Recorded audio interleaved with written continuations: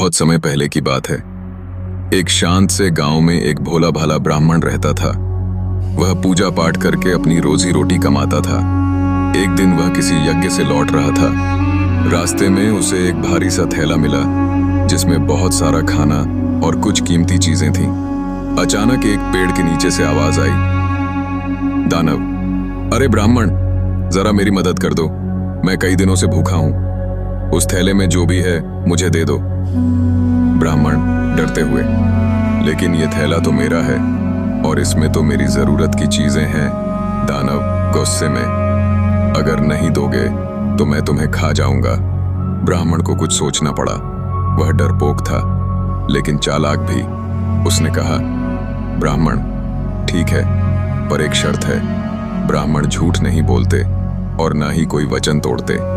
अगर तू वादा करे कि जो न्याय होगा उसे मानेगा तो मैं पंच बुलाता हूं।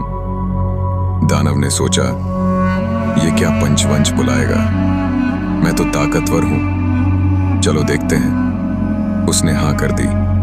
ब्राह्मण 3 जानवरों के पास गया, एक गाय, एक बंदर और एक लोमड़ी।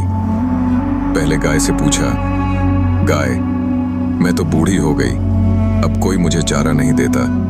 ये दुनिया एहसान भूल जाती है, मुझे लगता है दानव सही है। फिर बंदर से पूछा, बंदर, जब मैं छोटा था सब मुझे केला देते थे, अब मैं बूढ़ा हूं तो कोई नहीं पूछता। ब्राह्मण, तूने उसे खाना नहीं दिया, दानव ठीक कहता है।